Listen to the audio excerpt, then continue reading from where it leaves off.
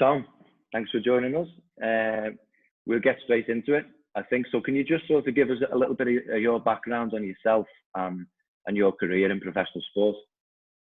I'll give you the brief version because I'm an old fogey now, so it would take a while otherwise. But yeah, like most people that start working sports science, fitness coach, performance management, I did my sports science degree, came out of that, pretty much didn't know what I wanted to do. There wasn't really an industry that involved kind of S&C and fitness as you see now as an established. But I was super lucky. I just saw a job advertisement in a newspaper, if you can believe that in this day and age, to work part-time with athletes, and again, massively lucky. It involved working with football teams. It was one of the first established companies working in football teams, and it was a consultancy. So I was lucky enough to get the job in the end, and that exposed me to a number of clubs, high-profile clubs, because it was only high-profile ones that were kind of expansive enough to kind of think down those lines. So that was my initial grounding, and I've not really kind of looked back now. I've been doing it for 23 years, well over 1,000 games. Been lucky enough to work with some pretty good teams, got like 6 promotions behind us. Tough times as well, had 1 relegation. That's really important because you learn probably more from those bad times. So they're a blessing, even though they certainly don't feel it at the time. And then, I'm now working as head of performance for Preston North End. Fantastic place to work, and in my 8th season there. And then I'm the founder of Colour Fit, which is a nutrition app that I think we'll get into later. Yeah. So 6-to-1 ratio, relegations and promotions isn't bad. Yeah, not too bad, mate. I'd have definitely taken that. And it's like football's hard. You've got around 24 teams vying for success. So your chances are you're very much not going to be in that. So to have any level of success is definitely a blessing, and I'm not saying that's down to me. It's down to be involved with good teams. So there's loads of good practitioners out there that will be doing a hell of a job, but the team will still be struggling because a lot of the time it comes, like if you look at where people finishes, resources comes into that massively, I'm afraid. Definitely. So you mentioned Preston North End. How would you describe your typical day-to-day schedule there then at Preston? There's nothing really that typical because you're a bit of an odd job rod really as a performance manager. You get involved with a lot of elements of training. So we probably have the highest exposure to the players.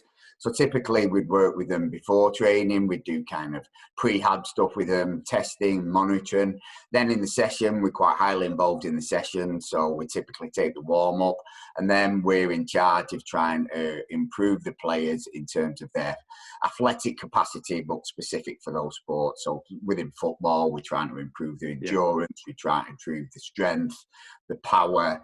And then it's very important to try and make them as robust as possible. Overall, you're kind of in charge of the whole plan, a lot of the planning. So a major part of your role is to control the training load. So part of that is when the opportunity arises, you've got to train the players hard to try and improve those capacities that I just mentioned before. But you've also, at the same time, got to make sure that you have the balance to that training so players can recover. So when it comes to the game, they're not fatigued and they can run to the maximum performance and not likely to get injured. And then after the game as well, there have to be another spell of where you're not working them too hard in order to minimise that injury risk. So you're involved with the planning of training on a day-to-day basis, but more kind of a global basis, which is called periodization, which is a fancy way of just saying planning training load over a longer period. And then outside of the kind of immediate sphere, you're in charge of kind of players' lifestyle as well. So a huge part of that is kind of nutrition, everything to do with trying to keep them healthy and injury-free and athletic performance. So things like sleep and all the things that come into recovery. So recovery is very high-tech these days and a massively important part of the training process, because we actually become fitter, not as we're training, but in those recovery periods, that's where our body adapts and we become stronger, fitter, whatever it may be. Yeah. So, I mean, I suppose you mentioned then players' nutrition, being in touch with them. How much of a challenge is that? Or if it's not the biggest challenge, what would you say is your biggest challenge in your day-to-day role, if you like? nutrition is a massive challenge, and it was Yeah. like, it was one of my biggest frustrations, and hence Colour Fit was born out of frustration. But aside from that, because I know we're going to talk about Colour Fit a bit later on, I think the hardest thing as a physical trainer is to actually be brave enough to train them hard and push them hard, because typically at the professional level, you're already getting players that are genetically gifted. They're genetically gifted to be athletic, they're genetically gifted to be highly skilled at that sport and technically adapted as well. So there was a phase, certainly in sports science, where we were wrapping players in cotton wool, and it was just all about availability. And it's, training load, if anyone got hurt, we're pushing them too hard. But that's not what we're there for. We are there to improve them athletically. So if you're not concentrating on that, you're just letting them be as they are, you're really a fraud for me, because it is our job to improve people. And what you actually do from that, you end up making them more robust to injury.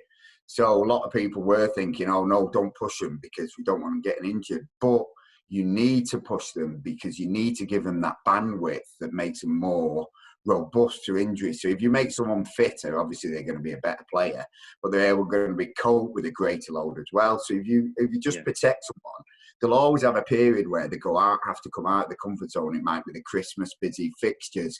It might be a slight dip in training, and then the training load has to go higher. They have to be able to cope with those increased demands that come at them from time to time, and we'll challenge them at any sport. And it might be extra stress from home, or it might be an extra stress from something. They need to have that robustness and extra bandwidth that they can rely on, that when the times get harder, they can cope with it and they can go on. So I think that's the hardest thing. It's very easy just to stay in that safe zone, but you've got to challenge yourself and kind of take the risk of maybe getting one or two trainees in injury now and again. But the overall picture is you'll have far less injuries. And you can look at Klopp for that. Like, Klopp came in and everyone went mental at first because he had a gazillion injuries at first, but he had a perfect storm. That was a new manager, wanted to put his own blueprint on it, and it was Christmas. So they had all these congested fixtures as well. So there's a lot of injuries. So everyone was criticising his training. But you look at Liverpool now, and no one would dare criticise that type of training. He works them really hard. They're incredibly fit, probably the fittest team that's been in the Premier League. And they have very few injuries, certainly muscular type injuries. So you've got to say that pushing your players hard, and a lot of managers like Pep, lots of them now do actually, the ethos is to work the team really hard.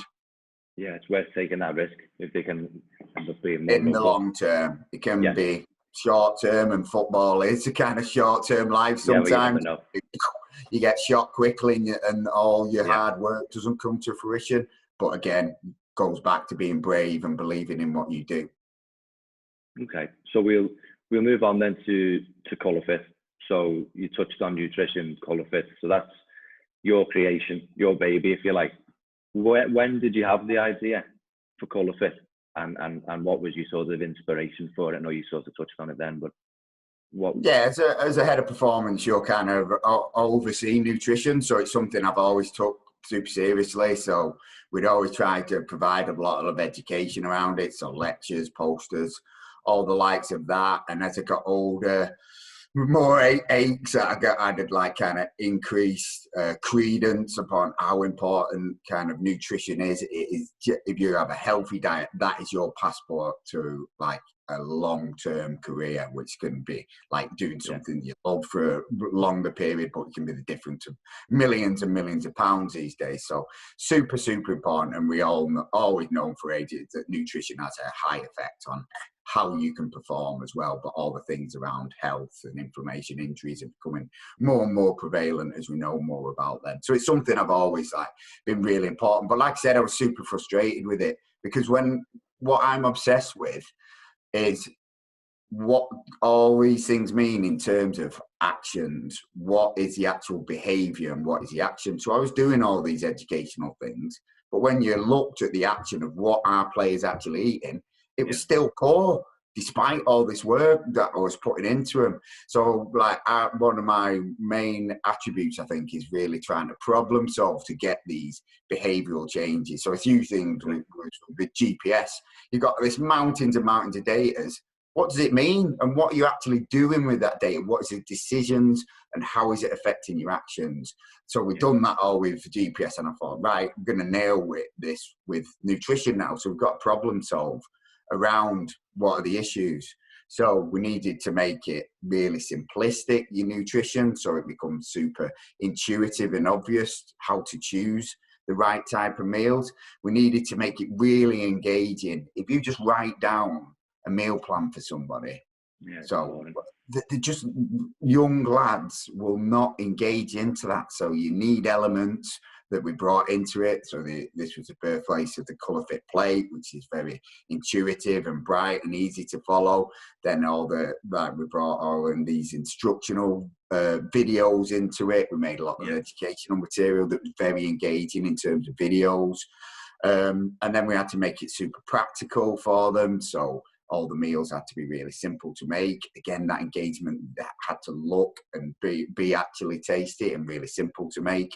And then the main thing is is it evidence-based? Because we're all scientists, and so it had to be very credible, and there's a lot of pseudoscience in nutrition. So we made sure we based everything. Although it's quite complex how we look at it, we present this very credible, evidence-based information in a really simplistic manner. So it was just like problem solve, problem solve, problem solve, and then it was just for the players in front of me. Yeah, that's what I mean. I suppose because it's obvious for you, you've got the idea, you know what's needed, you know what problems need to be solved. But how as a performance coach, and you're a scientist, as you said, but how do you then go about developing an app to bring it into real life? I think one of the reasons it's done so well is I had no intention of being an app. It was just a genuine, this is a problem, and I'm going along trying to solve it, not that I'm going to come up with an idea that's going to hopefully make me a bucket load of cash at the end of it. So I think because that was so organic and everybody has the same problems, everybody wants something that's simple, that's very practical, that's evidence-based and engaging, that by problem solving what I was seeing in front of me, but it's the same for everyone. That's how you've invented something that is quite popular. In terms of it becoming an app, there's again little elements of luck around that. So I didn't have any resources to kind of make everything, so I was just doing it on Google Drive. So we were going to a lot of trouble, though I really wanted to do a good job with this. So people had similar ideas, but a key component was the invention of the Colour Fit plate, and that us being able to take what the goals of nutrition are and make it really intuitive around the goals of nutrition. So we absolutely nailed that. And then we put a lot of work into doing all the videos, demonstrations and the like, and building up this huge database. So other people were doing that, but we just probably took it a little bit further because I've got short man syndrome, and I was kind of just obsessive about getting this right. And then the big turning point was one day I came across this button that said save to home screen on my phone. So I pressed that button, and lo and behold, all of a sudden, this thing I created looked exactly like an app and functioned like an app, and I've spent no money. And I was like, oh God, this is amazing. The way I designed all the graphics, you could see the Colour Fit plate and you could see the picture of the meal. It looked really engaging straight away, and you could just scroll through it, and it was like, oh wow, bloody hell. And I could brand it quite easily and things like that. So just thought when we got to the point where we started to do a lot of the videos, that was a moment where it went from the lads were kind of to all of a sudden they were super engaged with giving it a go, to talk about it. We could do things like MasterChef. It wasn't like super and uncool and you being a nerd. We were engaged in it. And then once we got that app, I thought, we might have something here. So obviously I know a lot of people in football, showed it a few people, the engagement was really high, and kind of the rest is history from there. Complete stroke of luck, basically, is what you're saying. Yeah. You need a lot of that. I'll keep on referring to it. That and like having no social life for the next 4 years is a nice bit of a blend between that and, like I said, a bit of an obsessive compulsive about just getting shit done, basically. So that at that point you've got what's starting to look like an app. You've got the sort of the uses of what it's going to be done for. What's your relationship with the Hero platform? How does that come about? Yeah, so I was out there looking for someone to take it to the next step, because obviously I have a 9-to-5 job. It's just existing on Google Drive at the moment. So I was looking for several kind of structures to take the business further. So I wanted to make it a better digital app, and I had so many ideas around where the software could go in terms of AI capability and in terms of all the things that have kind of come to fruition now. And then it also needed good business acumen around it and funding to go with that as well, because my background isn't specialising in business. So I knew I needed help to take it to the next level. So I was kind of on the hunt for that a little bit. And then I met the Hero guys at a fitness convention, and straight away we just kind of clicked. They were really interested in the idea, got the idea, and I could see loads of the things within them that I was looking for. They're almost the perfect mold. So Hero are a corporate well-being company, and they all have their own digital platform that does that. They have their own app already, and they could see them helping me as a separate business, and also ColourFit sitting within their software to be their nutritional provisioning, is what a very holistic platform that they provide. So they do nutrition, they do psychological, they do fitness, they do everything that's kind of holistic with it within your health sphere.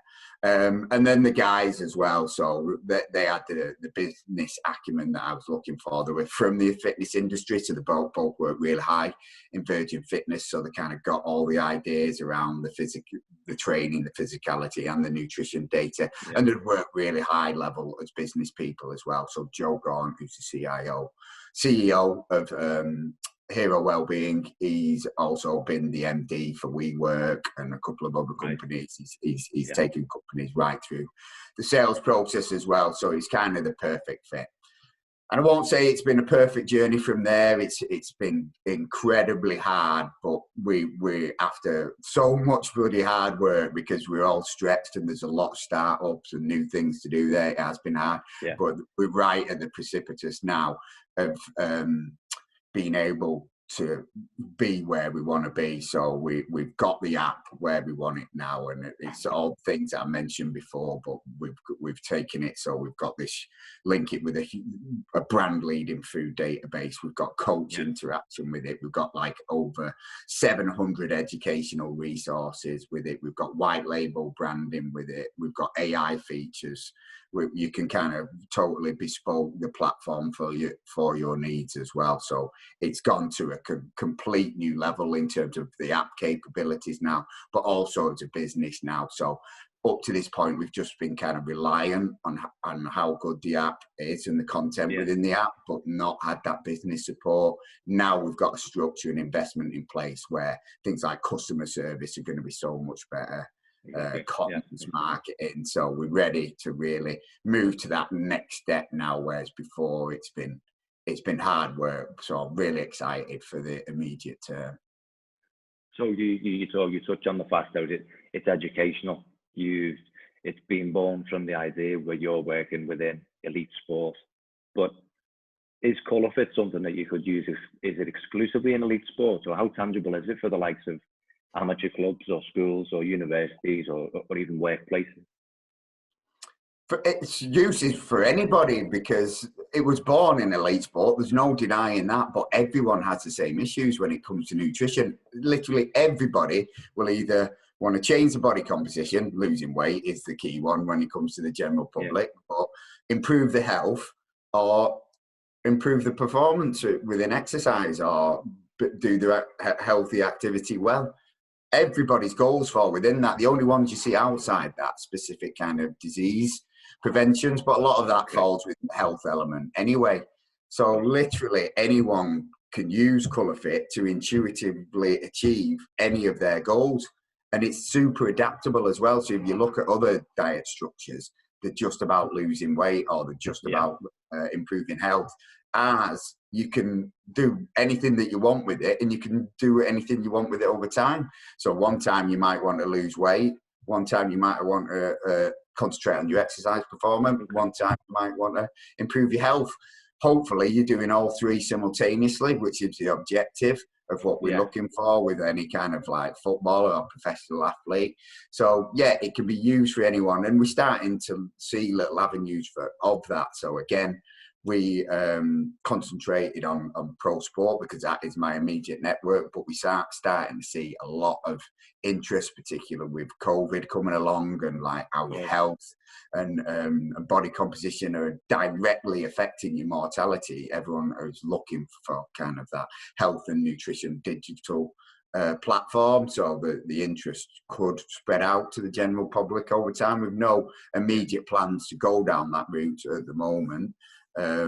But yeah, it's definitely suitable for everyone, and we're seeing interest in more amateur sports in schools and the like. So yeah, hopefully we can expand upon the markets that are out there.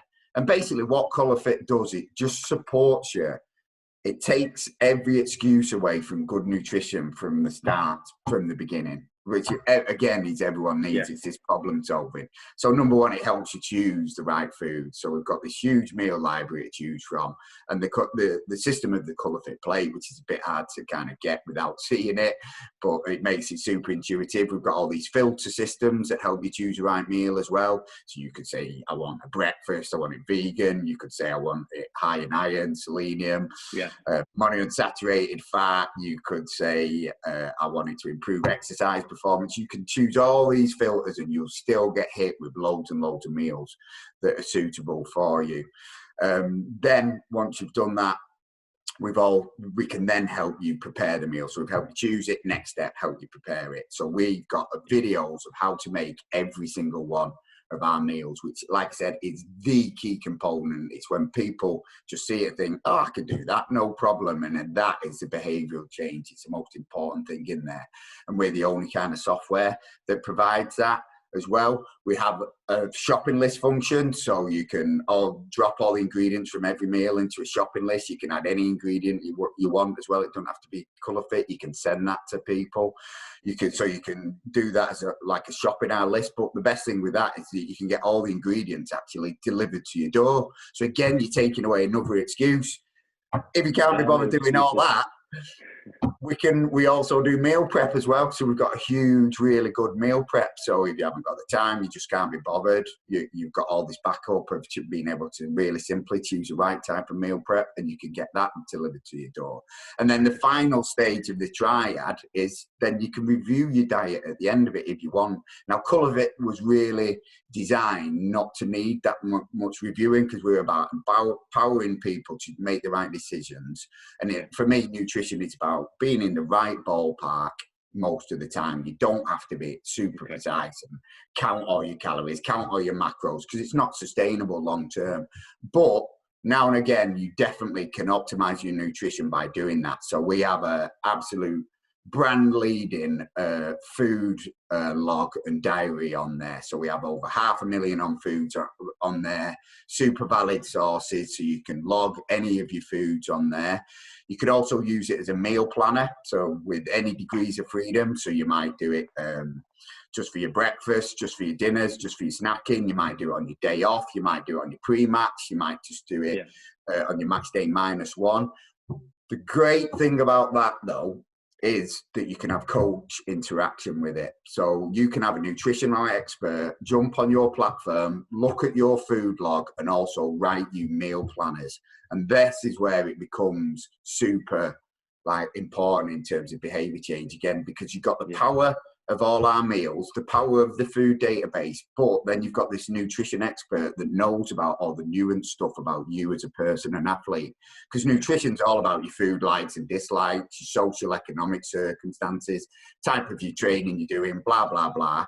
This nutrition expert will know that about you. And with the backup of all that resources that I've said, you'll get a plan that is brilliant just for you. And that is what the true crux a behavior change. So we've got all that triad of from like choosing, doing, reviewing, and then that cycle continues so you can get something that's super optimum. Yeah. So there are no excuses at all. Yeah, you got to take them away because they're lazy bastards. So, of all the things then you've just explained, all the features, what if you had to choose, what do you think is your personal favorite aspect of the app? I go back to the meal library because it is about the cooking there, obviously, because I have a big part in designing the infographics and the meal builders and all the other educational resources. It's not something I heavily have to rely on, but when you've got over 400 meals to choose from, you can get stuck in a bit of a rut in terms of how you have your meals during the week. We have one day a week as a family, we cook something new. So I'm always leaning on the library to look on and remind you and get the ingredients in. And that shopping list ingredients is something that brings you back to using the app all the time. So yeah, for me, it's a meal library and having the videos there. Without the video, if you don't have meal demonstration videos in there, I don't think you have a nutritional platform for me that's going to affect behavior. So is that true that it tells you where your nearest supermarket is as well on the app? Oh man, the software that we integrated into it is so clever. So I was trying to do it myself. So I was taking supermarket data and trying to integrate it into our system. And I was on suicide watch. I had full on Velcro trainers a lot because it was so hard. And then we've got this software. It works globally.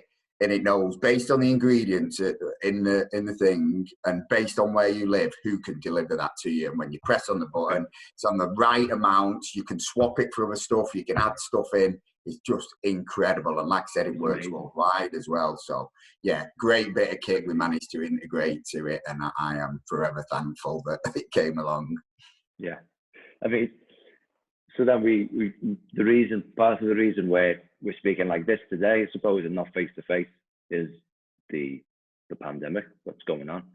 What do you think is the biggest challenge you've faced in terms of colour fit or whatever it may be due to the pandemic, due to the coronavirus pandemic?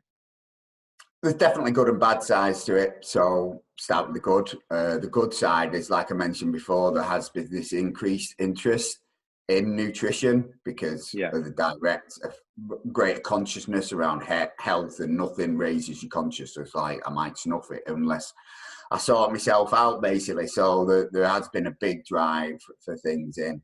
Unfortunately, like so many businesses, sport's been hit incredibly hard in terms of budgets. So there's a huge budget freeze everywhere, so no one's really willing to spend any money at the moment, and it's gone way beyond me feeling sorry for myself in terms of my app's not getting bought much. People are losing their jobs left, right and centre. So it's an incredibly tough time for the industry, and I'm lucky I'm in football, which is quite wealthy, but other sports, your rugby leagues, teams lower down. And I suppose, just rely on people coming through and all the business around it. It's horrific times, and it is outside sport as well. So I just can't wait for it to end, to be perfectly honest. And we can try and get back to normal and just enjoying your job. It's like fun's just been sucked out of life, and it's not just not being able to socialise, and it's all the rules and around how you conduct things. Just even speaking as a mask, that social interaction and everything you get.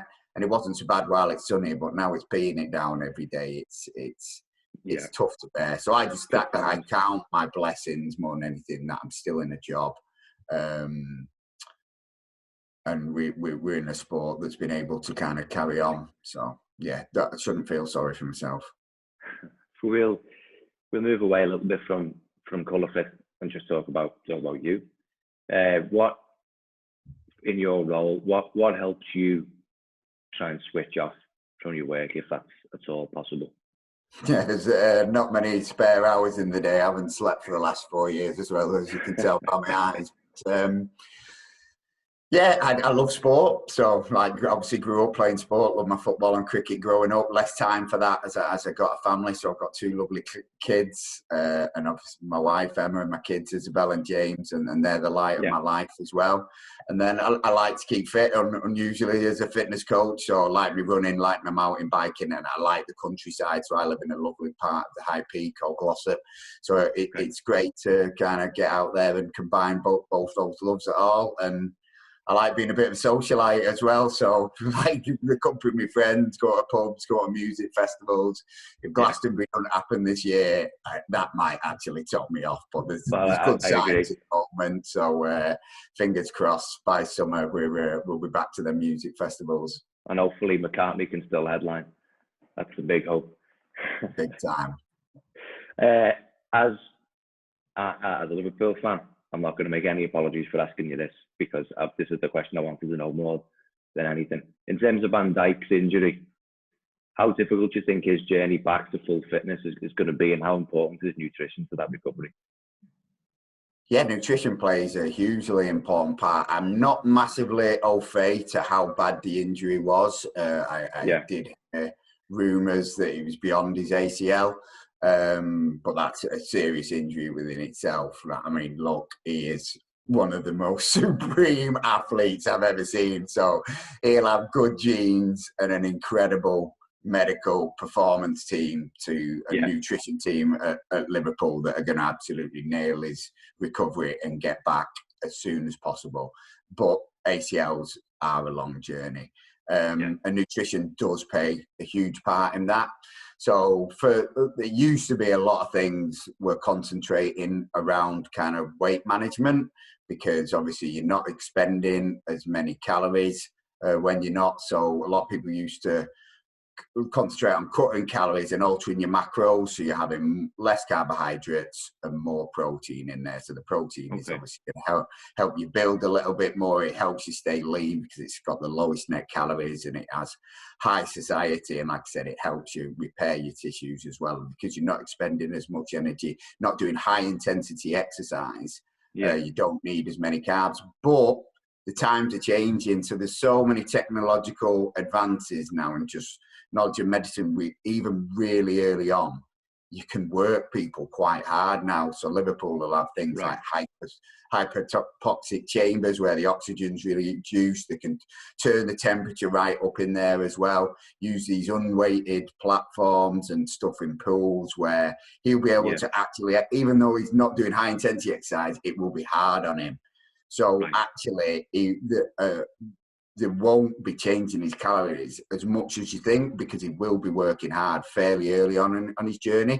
Plus, you need the calories to support recovery. If you just start worrying about the weight and you're on a negative calorie intake, you will not heal the body as effective as you would as taking it in. So there will be that slight alteration in calories and slight alteration in macros, but not as much as you think, because they'll get to work on him quite early. And then when it comes all about improving his strength through all his quadriceps, his hamstrings, the whole functional chain that supports the ACL, he'll need, obviously, he'll start training hard. He'll need to start upping his calories, his amount of carbohydrates, and maintain a high protein to keep on that repair. The specific elements of nutrition that have come about fairly recently around kind of ligament and tendon support. So he will have things like collagen, which is a specific type of protein, and you can get them in little shoots now. So he'll be having them quite regular before he trains, so that it'll be in his blood flow and be taken to the parts where he's exercising. That combined with vitamin C increases the uptake.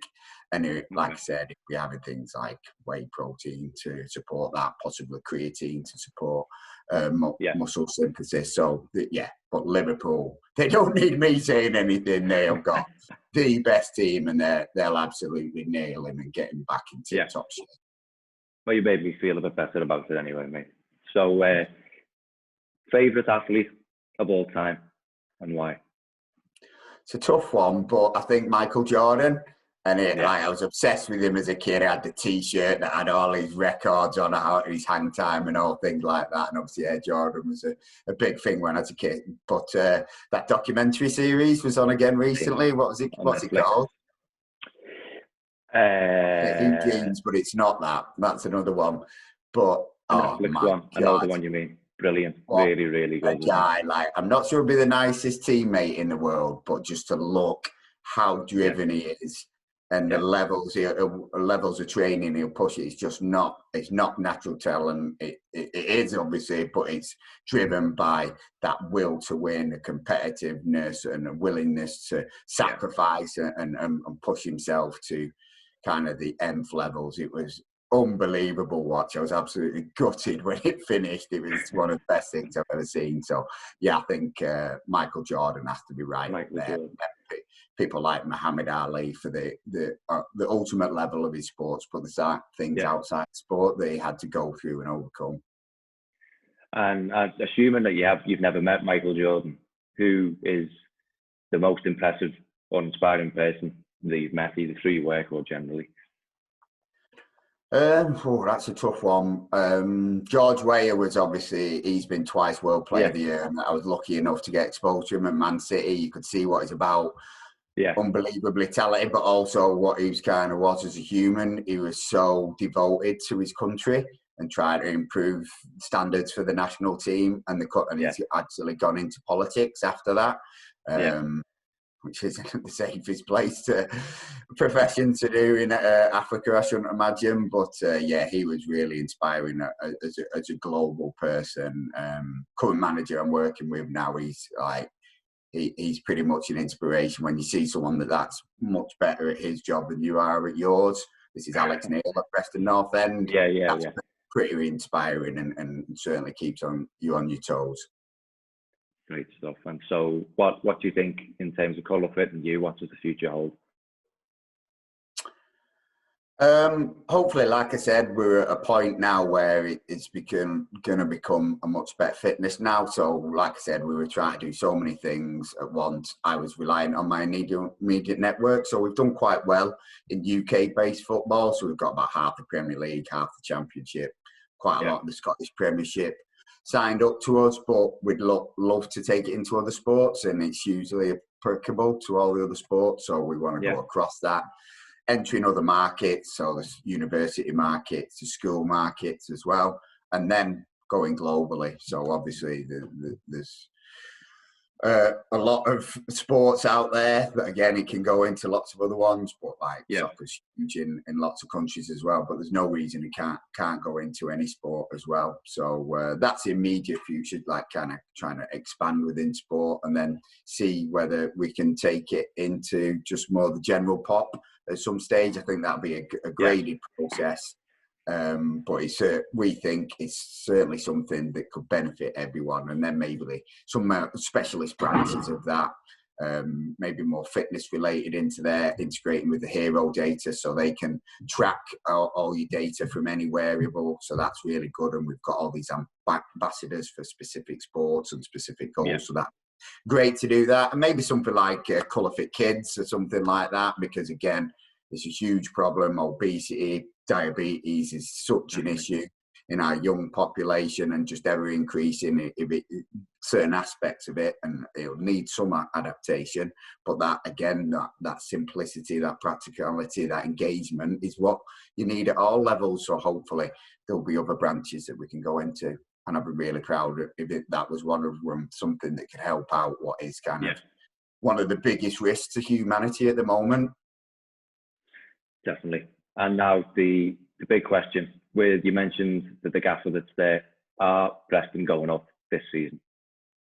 Oh, bloody hell, that's an hard one. Well, if we could play every game away from home, I think we'd have a chance, because we've only dropped 2 points away from home and played some tough opposition. But yeah, we're really struggling at home. We're yet to register a win at home. So I think we're missing the fans. We're quite a team that has a really good work ethic. And fans respond to work ethic more than anything. So we're missing that, and it just they feel like friendlies at home.